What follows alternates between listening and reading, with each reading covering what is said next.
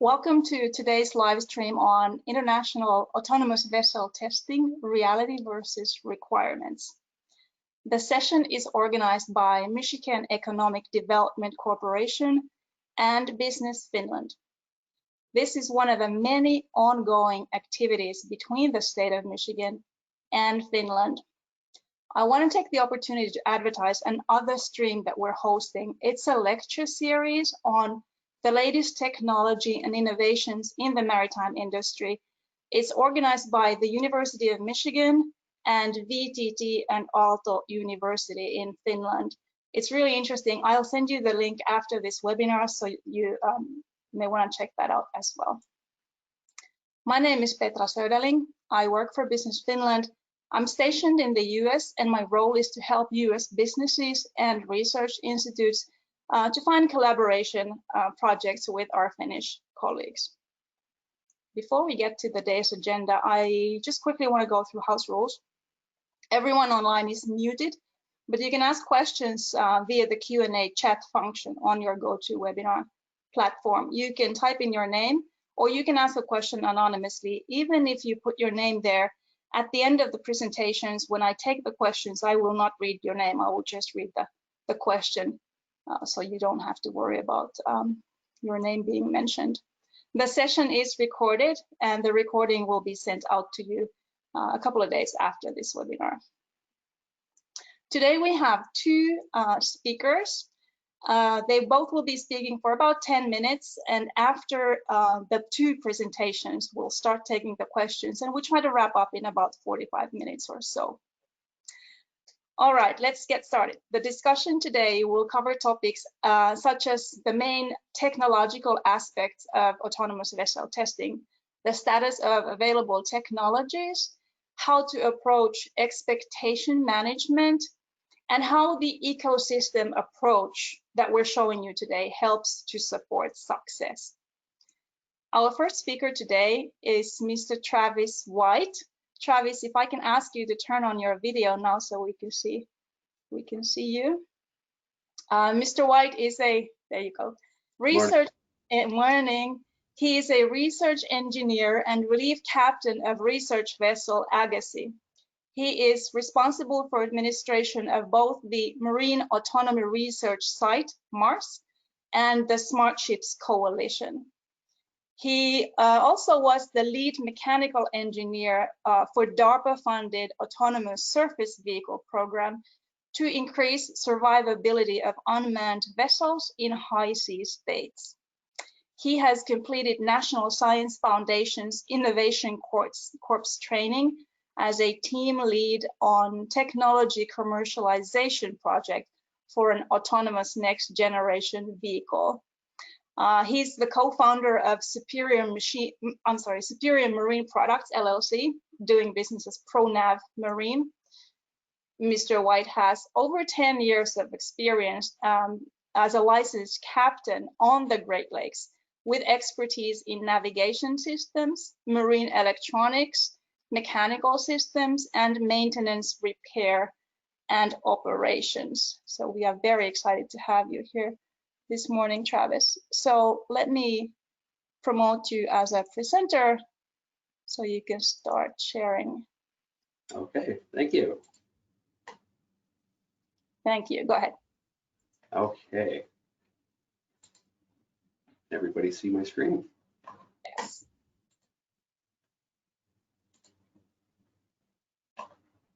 That's good. Okay, great. Well, thank you everybody for taking some time today to join. Good morning to those in the US and good evening to those across the pond in Finland and elsewhere. For those of you not familiar with Michigan, it's starting to look a lot like the picture you can see here. We are starting to get our first snowfall, so we're hunkering down for winter. I'm very excited to have a few moments to share with you the work we're doing here with autonomous vessel testing, our work with the Smart Ships Coalition, and also the Marine Autonomy Research Site. Just to give you a little bit of background, Michigan Tech is a STEM-focused university with about 7,000 students, of which about 1,000 are pursuing graduate studies primarily in a wide variety of science and engineering disciplines.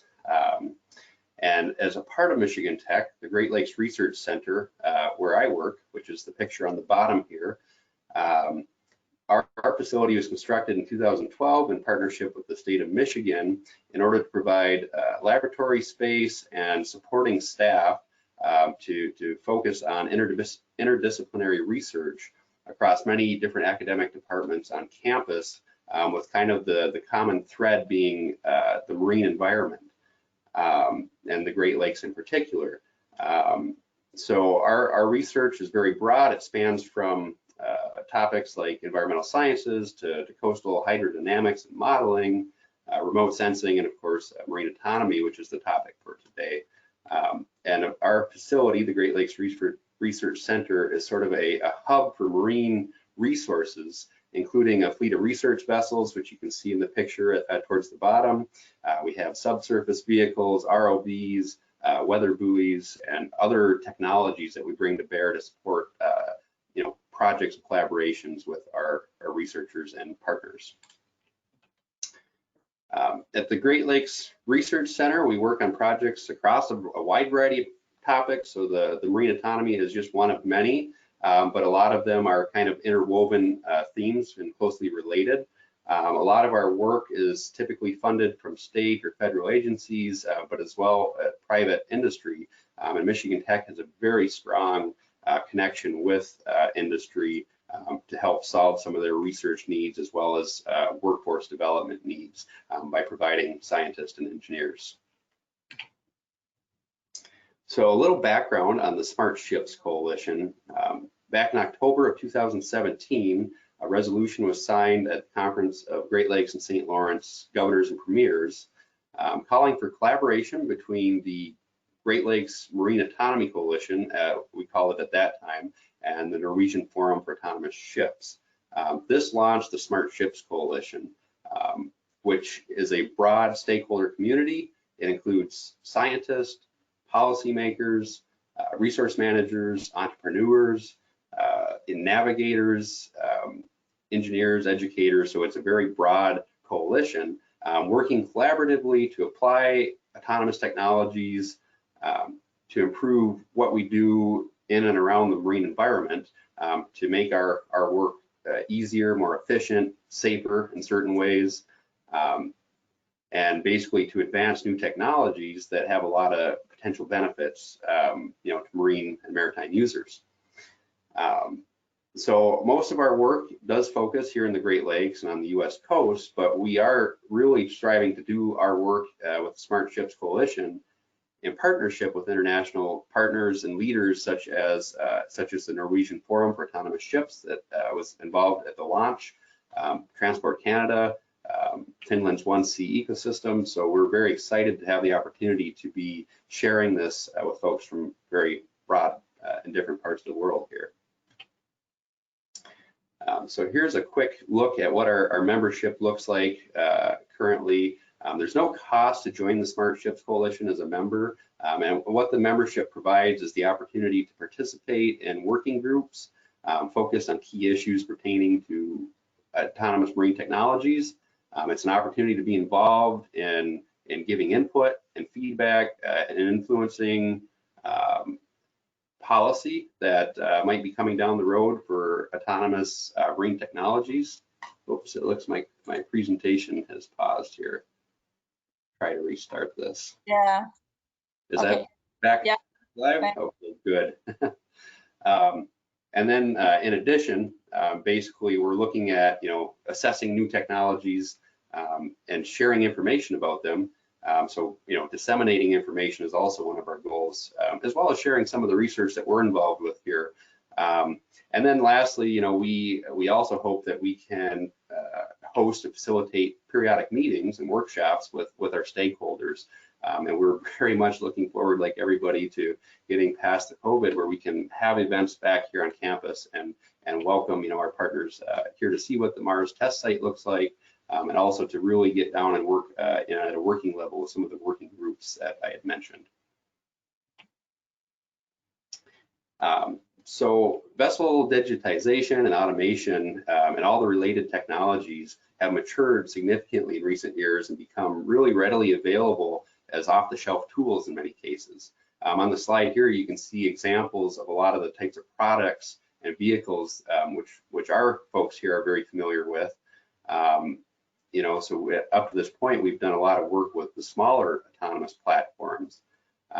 But similar to any, you know, autonomous application, whether it's ground vehicles or aerial drones, there's a lot of testing that's needed to really look at the risks of these different vehicles and technologies and verify their ability to handle real world conditions.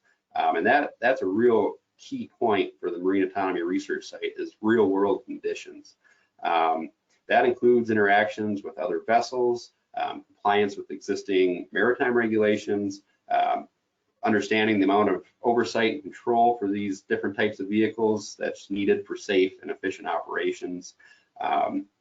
And for these reasons, the Smart Ships Coalition launched a test bed here in the Great Lakes as an open area for all sorts of companies, industry, researchers, and other partners to come and have the ability to test these types of vehicles and technologies from a very small scale, whether it's a sensor, software, or communications, to the large scale. Maybe it's a whole vehicle, or maybe it's a suite of technology that needs to go on a larger vehicle. So, you know, we have partners in the Smart Ships Coalition that are commercial operators with, you know, full freight-sized vessels, and those are vessels of opportunity as some of these technologies are tested or need to be tested to be able to get those on the water in the Great Lakes and really understand their performance over time before widely using that technology. So the Mars test bed is unique in that it offers a very large ocean-like environment. So if you've never been to Lake Superior, it stretches over 600 kilometers from one end to the other. And when you're standing on one shoreline looking out, you cannot see the other side of Lake Superior. It's basically an ocean. We get waves that this time of year are frequently in the 10 to 15 foot category offshore. Although a few years ago we had waves that reached over 30 foot, and that's not out of the question either. So it is a small ocean, if you will, and it has a lot of geography and environmental conditions that are representative of what you might see elsewhere around the world and where these types of technologies might be deployed. So you know, again, the emphasis is real world conditions and watching, you know, these technologies perform in the environment they're intended to operate in. We also have the benefit of very light commercial and recreational marine traffic. And of course, we've got our wonderful research facility here located in Houghton, Michigan. It's a waterfront facility with direct access to Lake Superior, about 10 miles either direction. So we have a research staff that supports all the activities we do in testing, and we also have the broader campus community, you know, with scientists studying things like cyber security and advanced computing that we can bring to bear on our projects. Just a quick example to show the difference in marine traffic here versus you know, the European countries. And then one last thing I'd like to highlight is that you know, we kind of view this as an asset, is the Arctic conditions that are present pretty well from this time of year through the end of spring. And basically, as the Arctic becomes more and more accessible to marine traffic, especially in the summer months, you know, it's full of possibilities for the trans-Arctic navigation, and certainly it presents itself well to higher levels of autonomy to make that passage safer, you know, to reduce some of the requirements for operators to, you know, having people on that passage. So it's a great opportunity for autonomy, but of course a very challenging environment. And one thing that we like to think we have to offer here is a very accessible proving grounds for the type of technology that can be fielded in the Arctic without the cost and time of getting to the Arctic to just get some basic feedback and implement improvements on the technologies that need to be fielded there. Quickly, what we have to offer as a university and at the Mars site, again, a beautiful working facility with office space that can be configured for a lot of our clients' needs, short-term or long-term. We've got a really good team here with students, faculty, you know, dedicated engineers such as myself, and then all the scientists on campus. We've also got our own vessels, which help with deployments and monitoring activities afield. And then we have a lot of different technology to bring to bear that can help collect data or provide additional pieces of information during testing activities. I'd like to point out that we've done a lot of our work in the Mars testbed in collaboration with local U.S. Coast Guard as well as regional, and they're extremely interested in marine autonomy. At the regional level, they've been very supportive of us working in this area because they're really learning as we learn, and they're looking to gain as much information about marine autonomy and what that means to commercial and recreational traffic from a safety and environmental standpoint, so that they can be prepared to address potential hazards in the future. At this point, you know, they're following the IMO scoping and really looking to them to lead on setting policy, but you know, for now, the Coast Guard has asked that we conduct testing and operate autonomous types of vessels, especially those that might not be manned, like the smaller research-sized vessels, with a licensed mariner present, such as myself, to observe that and basically be responsible for that vessel, just like any fully crewed vessel. And then lastly, you know, they're looking to make sure any policy that does come down the road is in line across, you know, international borders. So, of course, there was a recent RFI to gather some public input, which I believe many of you may have participated in, to share some of your thoughts and interest or concerns in autonomy in the marine and maritime ecosystem. And then lastly here, just some of the things that we're doing within the test bed. We voluntarily have adopted some interim best practices, and we came across and followed the Maritime UK Code of Practice for maritime autonomous surface ships, and have studied this and feel there's a lot of very great examples in here of how marine autonomy could be conducted, especially at the smaller scale. I think their code pertains to vessels up to 24 meters in length, which has covered the majority of the types of vessels that we have experience testing here. We've also developed our own safety logs and plans, environmental plans, and then each test that we conduct, we sit down with our clients, partners, and scope out a very detailed objectives and how we will handle all the aspects of testing so that it's safe and that it gives the information and you know, the data that needs to be gathered to validate the technologies that we're fielding. So in conclusion, you know, we feel it's very important that the entire industry, from science, research, to the corporations developing and using the technologies, as well as the operators, all be involved and having a voice. And that's why we feel the Smart Ships Coalition provides a very important industry forum, you know, that allows collaboration on topics that are of shared interest. So membership can be obtained by simply emailing admin@smartshipscoalition.org or visiting our website, smartshipscoalition.org. And then as part of that, you know, we feel testbed areas like Mars are a very important opportunity for developers and operators to perform rigorous testing in an environment that's somewhat controlled, but still presenting real world conditions, but also having then the access to technical experts and supporting staff with experience with different types of autonomous technologies to provide some collaboration and make sure that we're able to really prove out the technologies that we're testing.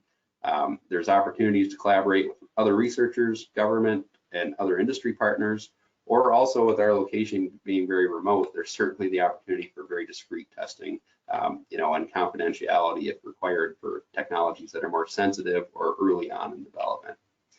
So you can contact me for more information on that. And lastly, I'd like to just point out maybe the obvious, but Michigan Tech is very uniquely suited to support workforce development needs and hands-on training, and that's something we're excited to play a role in within the maritime ecosystem, especially with more and more marine autonomy applications coming online. So that concludes my presentation, and I thank you all for joining and look forward to the panel discussion. Perfect. Thank you so much, Travis. I'm going to switch to the next speaker. Päivi, if you want to turn on your video so we can see you. I will also make you the presenter. So the next speaker is Ms. Päivi Haikkola. She is the head of program for OneSea ecosystem that operates under DIMECC in Finland. Ms. Haikola is an expert in strategy development and customer and supplier relations in the maritime field. She currently works with autonomous maritime traffic, digitalization, and management of networks. She's held notable positions in the public and private sector, including Wärtsilä PBI Research Institute, Aker Yards, and Delta Marine. Go ahead, Päivi, start your presentation. Thank you.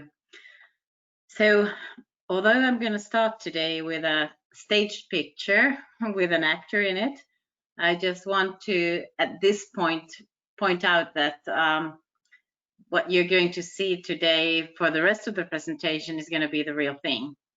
So I hope to give you some interesting examples and something to discuss later on. So anyway, I represent OneSea ecosystem. And what we do is that we try to enable the existence of an autonomous maritime ecosystem, and we want that to happen by 2025. So if saying it in a different way, I would say in a more simple way, what we want to see is to see real autonomous maritime operations by 2025, and we want them to be financially feasible. So I come from a small company called DIMECC, which is, I would say, a co-creation platform where we try to assist companies in digitalization. And when OneSea was formed, we consist of 12 different companies today. That was not the case when we were formed originally. There were less. So what these companies felt that they needed sort of an outsider to be the driving force behind the activities. So from DIMECC side, we have 2 full-time employee persons who are doing all the things that are necessary for OneSea goals to be achieved. On this map, which you can see, we have the members of OneSea. I'm really hoping to get some North American members as well. We've had some interesting discussions with North American parties. Due to COVID-19, the discussions have pretty much slowed down for the moment, but I hope that we'll be able to pick up where we're left once the situation is resolved. Now, we have 12 companies as members, as I said. Unlike to the previous presentations, the companies pay a yearly fee for participating in the work of OneSea. We also have some associations involved with the work that we are doing. For example, the Royal Institute of Naval Architects, which you can see on the slide up there. With the associations, we have a sort of a quid pro quo agreement, which means that they assist us in something which is their specialty, and we provide information and assist them in other things again. Now, when we started the ecosystem work, this was kind of the map of what we were supposed to do. So first we needed to define our vision and strategy and create roadmaps for that. And then we had a list of things to do. I'm not going to go into that list back from 2016 when we were founded, but what I'm going to tell you a little bit more about is what we have actually done from the list. And if you look at this slide, I'm sorry the pictures are fairly small, but I think that's fine. I will try to explain the things, and anyways, it's not really important what is in those small text boxes. So these are part of the roadmaps that we did. We made a timeline roadmap where we estimated a little bit what's going to happen, And by the way, we are actually today a little bit ahead of our timeline. Then we made a roadmap that defines subjects that we need to work on to make this happen. And interestingly enough, we noticed after a while that some of the tasks that we had put on the roadmap are handled by the companies. Here you can see a little bit what kind of activities the companies are doing. I will come back to that later as well. But some needed to be tackled by all of us together. And for that purpose, we founded working groups. Currently, we have 5 of them. The number is fluent, as we don't keep a working group alive if they finish their job. So, but anyway, these working groups are functioning at the moment. We also early on realized that one of the important things that we need to work on is the regulations. And for that reason, we have participated in IMO work ever since they started to talk about increased automation for maritime traffic.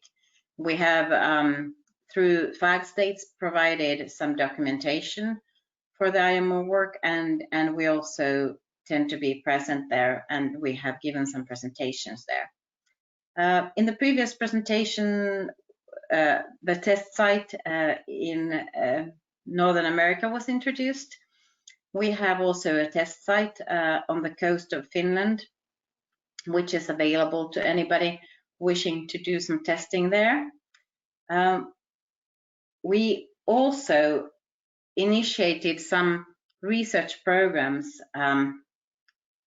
where we felt that cooperation was needed between the companies. And in those research programs, we also have universities and research institutes involved. So that's not just OneSea members, but it's also other companies and research institutes, universities, etc. So one of them was finalized already, and about the next one, the C for value, I will tell you a little bit in a short while. I just want to say a few words about what we initially thought was going to be a startup ecosystem. We realized that the companies that we have in OneSea, they are a mix of IT companies and maritime companies, might not have all the wisdom that is needed to reach our goals. So we provided an opportunity for smaller companies to give us their contact information, and we put them together with our member companies once or twice a year.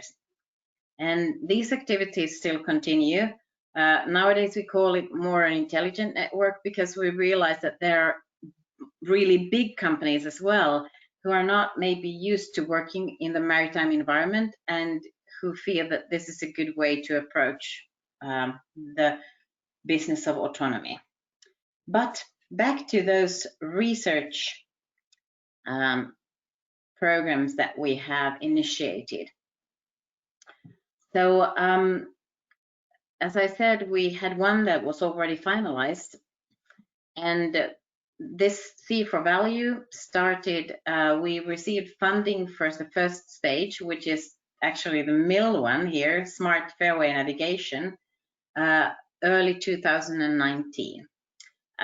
We are working with the 2 other parts, so the Smart Port and the Smart Shipping part. And what we're trying to look at is the whole maritime transportation system as a whole, because we feel that the true financial benefits can actually be found from looking at the entire logistics chain and not just the ship as a lone actor. And of course, in order to be financially viable, we need to get the economy to go together as well.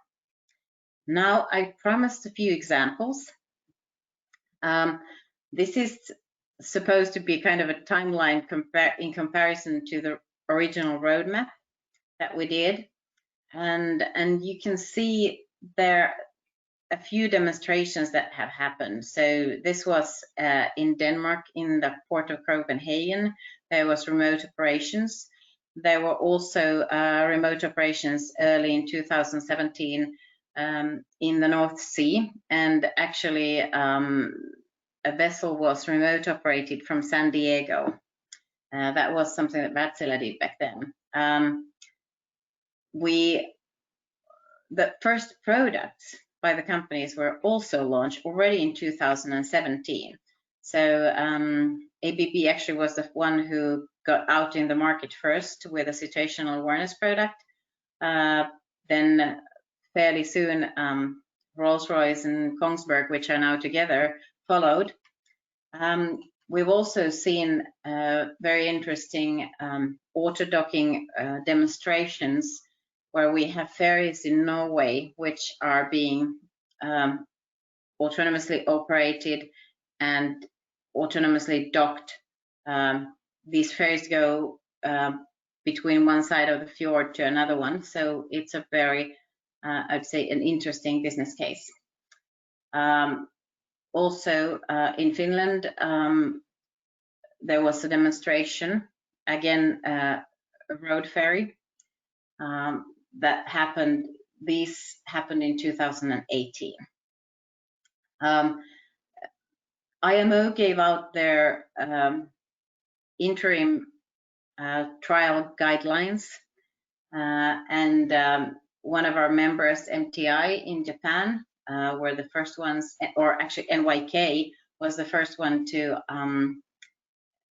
apply those interim guidelines. So just to mention a few examples of what has been happening. Now, OneSea is, as I said, we're happy to get in new members. So feel free to contact me after the webinar or whenever if you're interested in joining us. Thank you. Thank you, Päivi. Both of these presentations were very interesting. Let me grab, okay, you got it. Travis, can I invite you to open your video so we can start the Q&A session? We have some questions, keep them coming. You should find the Q&A on your panel, the GoToWebinar panel on the right-hand side of your screen. Okay, let me go. So there was one specifically for Travis during your presentation. Do you have agreements or collaborations in place with, hold on, with Canada, with Canadian departments?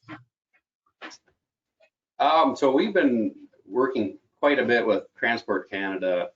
We don't have a formal agreement document in place with them, but our main relationship with them has been communication on what's happening in Canada with their industry. And they have a group very similar to Smart Ships that they've organized.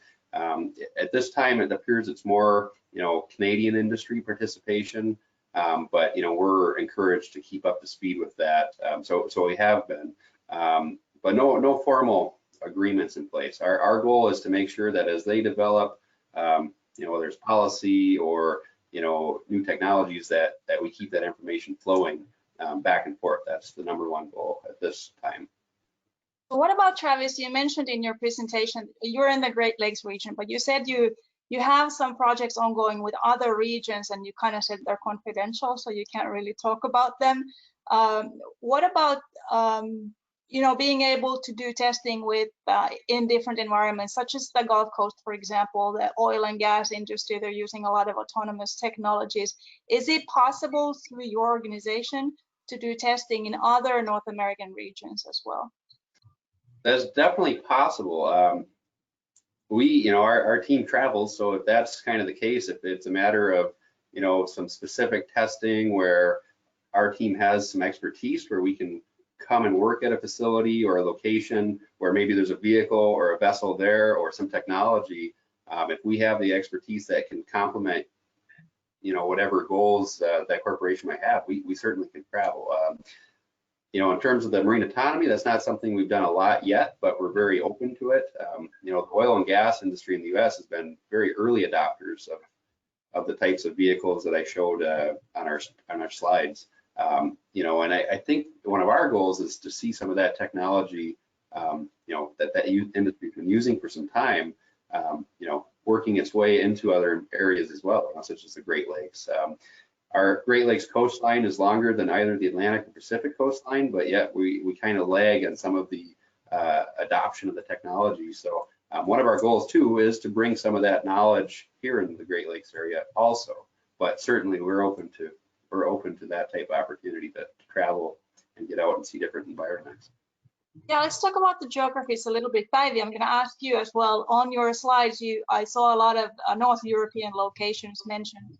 But what about, question to Päivi first, and then Travis, you can comment. What about other regions in the world like Africa, Australia, Latin America? We can talk about Arctic later, but what about the whole globe? Päivi, are you working with other regions? Yes, we do, of course, cooperate globally. Actually, it's very interesting how there's popped a lot of different research communities or cooperations around the globe relating to autonomy.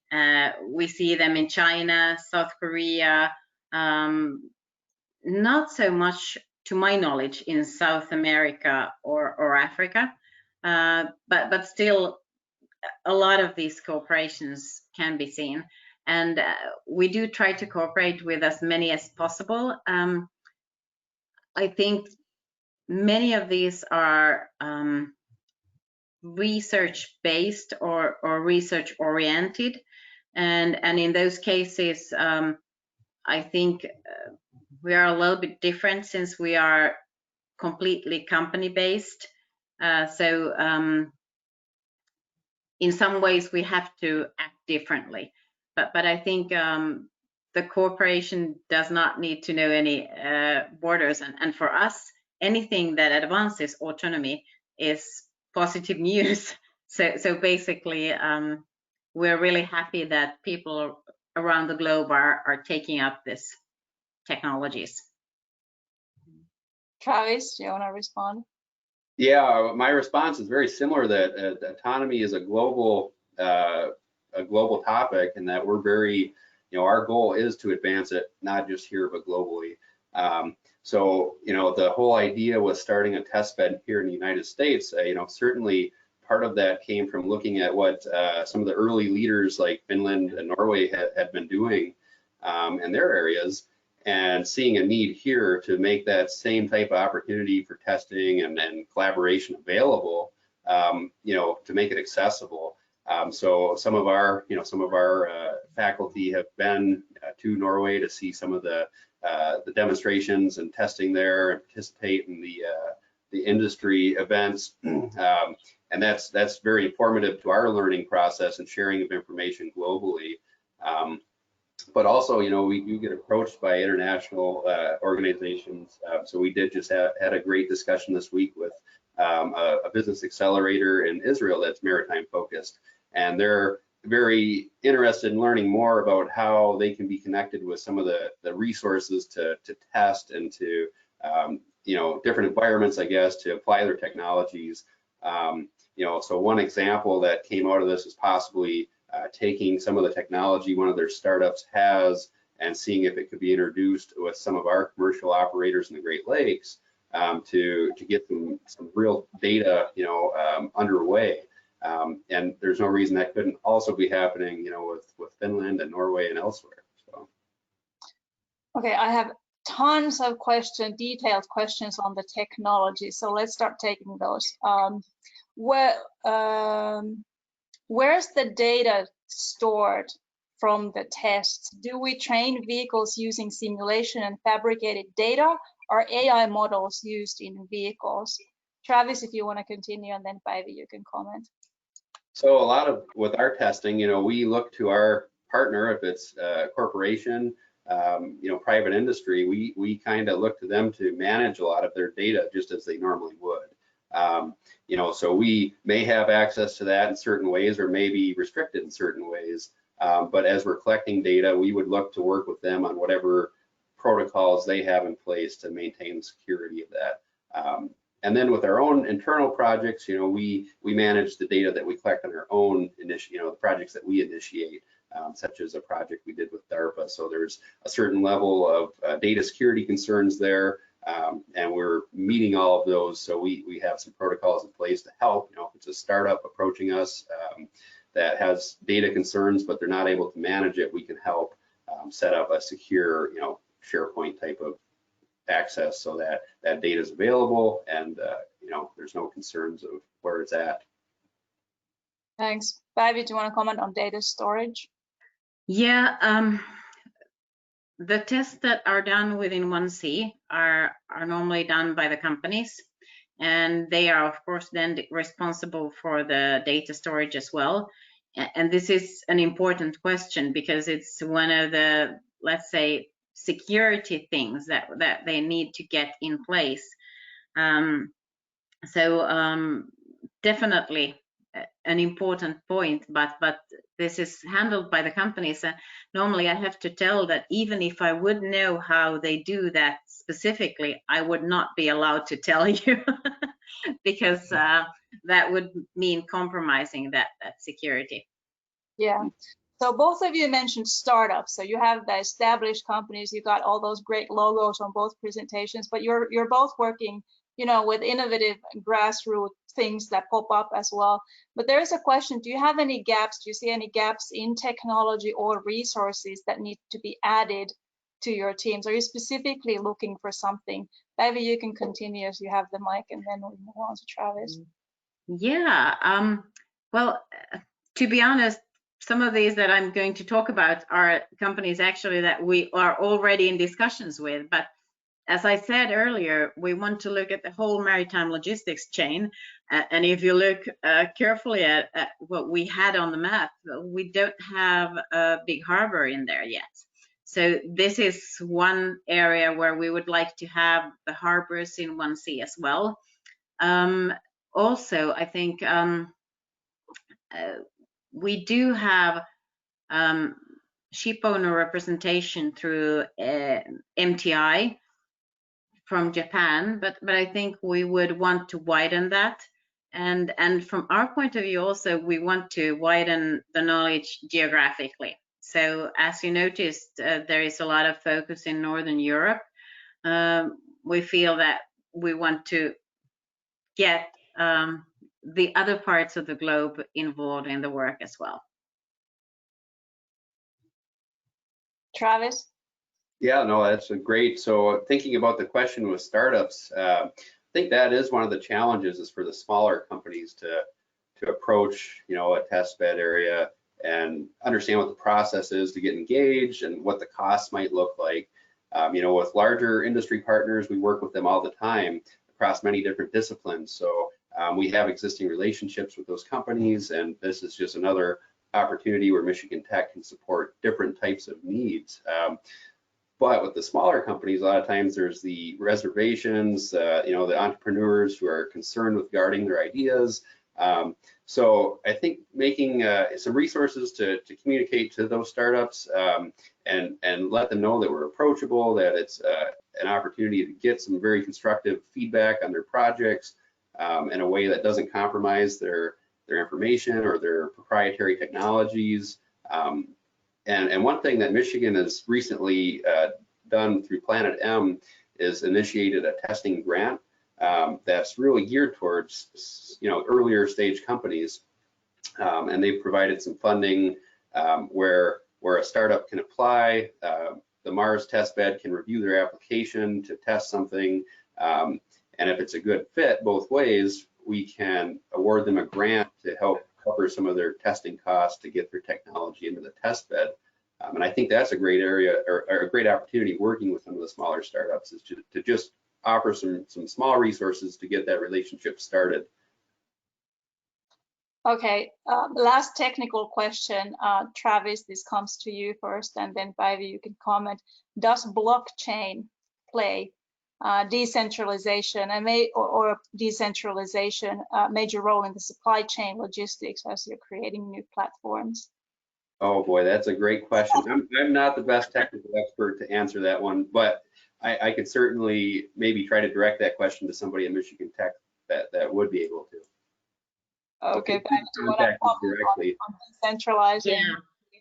Yeah, I do for a fact know. Just bear with me because I'm a naval architect. So this is not my area of specialty, but I do know for a fact that blockchain is used, especially actually in the logistics chain we on the maritime side, we have a lot of documents that are moving through the logistics chain, and using blockchain for that does make sense. And there are some commercial applications already, and companies are looking more and more into how to use blockchain for that. Of course, we must remember that in many cases we have to involve the authorities in this as well, because the maritime logistics chains, they cross borders, and so it's not as easy as just applying the technology, but you do have to get sometimes approval for it from different parties. But yeah, it's been done. I'm sure it will be done even more in the future. That's really interesting.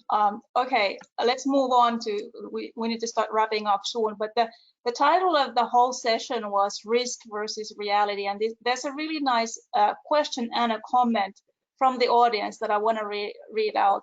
So Travis highlighted the importance of making real life tests, but for many of the key issues such as call regs, compatibility, situational awareness, data handling, etc., it's presumably not possible to do testing by other means than by computer-based simulations, as it would take too much time and money. In view of this, what aspects is that make the real-life tests so important, Travis? Yeah, that is a really good question. That one is a very universal concern right now with the digital age and the vulnerability of that data.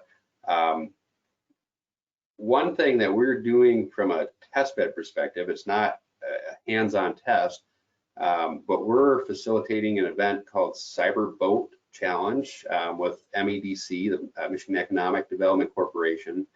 And this event is essentially an in-person event on campus with cybersecurity experts from government and industry. It involves participation from companies in the maritime space, so it's very focused on the maritime domain, and it's going to include lectures through the cybersecurity topics. It's going to include information on the vessels, so it's focused towards college students, the workforce development component, but it's sort of like a hackathon type of event. So we're going to have a hands-on component with some smaller vessel systems, maritime systems, where during the event, the students will get some experience trying to get into those systems and understanding what their vulnerabilities are, and then coming up with solutions on how they could, stop those vulnerabilities, or secure them, I guess. And then after this event, there's a part 2, which is actually getting onto a vessel of opportunity, where we can bring the students on board a full-scale commercial vessel, and then similarly they can replicate this type of exercise, looking at what are the risks and concerns with that vessel, how could it be potentially compromised, and what measures could be implemented to stop that. So that's our first real world cybersecurity opportunity. That's going to be happening in May of 21. So that's a topic that we look forward to learning more about here, and also raising some awareness as we get this event going. So it'll be an annual event, hopefully. Päivi, simulation versus real life test. Yeah, the person who put forth the question is absolutely right. It's very expensive to do real life testing on real life ships. But to be honest, I think in order to go commercial, that must be done. So actually our members have done real life testing since 2017, early 2017. And how the testing is done is that you do it on the ship when they are on their actual routes. And now this often people get a little bit scared. Oh my God, what? They're testing autonomous technologies on board real life ships, but actually it's not as scary as it sounds.